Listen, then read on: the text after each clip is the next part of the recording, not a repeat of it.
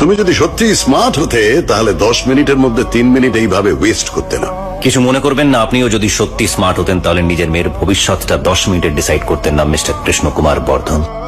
কৃষ্ণ কুমার বর্ধন, অনেকদিন পর নিজের পুরো নামটা শুনলাম। Let's play a game. আমি কিন্তু হারতে পছন্দ করি না। স্যার, আপনার সামনে যে বসে আছে সেও জীবনের প্রতিটা খেলা জিতেই এসেছে। ম্যাচ শুরু হওয়ার আগে ট্রফিতে আমার নাম লেখা থাকতো স্যার। এইখানে আমার কাছে দুটো গল্ফ বল আছে, এর মধ্যে একটাতে গোল্ড আছে আর একটাতে সিলভার। তুমি যদি এর থেকে গোল্ডটাকে সিলেক্ট করতে পারো তাহলে আমি নিজে দাঁড়িয়ে থেকে আমার মেয়ের সঙ্গে তোমার বিয়ে দেবো। আর যদি সিলভার হয়, মাই চয়েস ইজ দিস। জেতা একটা স্বভাব।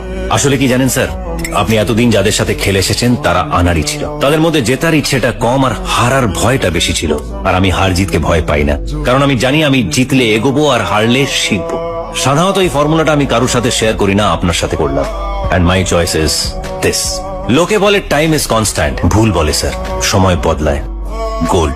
সুতরাং আমি জিতলাম, তার মানে আপনার মেয়ে এবার আমার সাথেই থাকবে। আপনি শুধু জায়গার লগ্নটা ঠিক করে রাখবেন। By the way, thanks for the tea. Well played Aditya Mukherjee, son of Rudra Pratap Mukherjee. Krishna Kumar Bardhan, it's not just a name. আমার এই পুরো নাম ধরে শুধু একজনই ডাকলো, তোমার বাবা। কেমন আছে তোমার বাবা? আসলে পালিয়ে গেলে লাইফটা তো আর নর্মাল থাকে না। আমাদের এই ব্যবসায় বন্ধুর থেকে শত্রুকে বেশি চিনে রাখতে হয়। বলা তো যায় না কখন ছবল মেরে দেবে।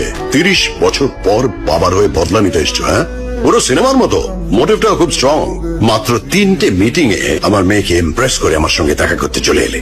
তার মানে তোমার হাতে সময় খুব কম। কদিন বাঁচবে তোমার বাবা? 6 মাস, 3 মাস, নাকি 30 দিন? আই গেস 30 দিনই হবে। বাবার শেষ ইচ্ছে পূরণ করতে এসছো, হ্যাঁ?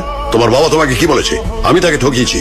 আরে যুদ্ধে একজনেরই জিত হয়, আর সেই যুদ্ধটা যখন অস্ত্রের বদলে বুদ্ধির যুদ্ধ হয় তখন বুদ্ধিমানেরই জিত হয়। তোমার বাবার মতন বোকা লোকেরা হেরেই যায়। আমি কিন্তু তোমার বাবার সঙ্গে ব্যবসা করতে চেয়েছিলাম, ও সেটাকে প্রতারণা ভেবেছে। তুমি আমার মেয়েকে ঠকাতে এসেছিলে, কিন্তু হলোটা কি? 25 কোটি টাকার গিফট। বিউটিফুল।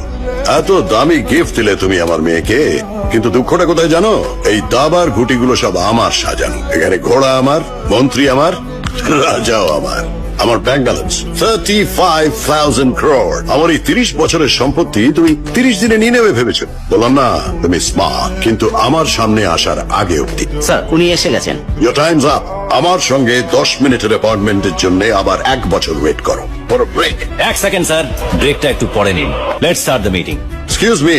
আসলে গ্র্যাম এন্ড ওয়ার্নারের 50% শেয়ার হোল্ডার আপনার সামনে বসে আছে। আপনার বার্থডে ইনভিটেশন পেয়ে গিফট দিয়ে আপনার সাথে ফটো তুলতে এসেছি। সবার সামনে আপনার মুখোশ খুলে আপনার নামটা ধুলোয় মেশাতে এসেছে। এই বাটারফ্লাই পেন্টিংটা তো আপনার মেয়ে আপনাকে গিফট করেছে, তাই না? আর আজকে এই স্পেশাল দিনে আমার তরফ থেকে আপনাকে কোনো গিফট না দিলে হয়? সেপ্টেম্বর 1 এর নিউজ পেপারের হেডলাইন, মুখ থুবড়ে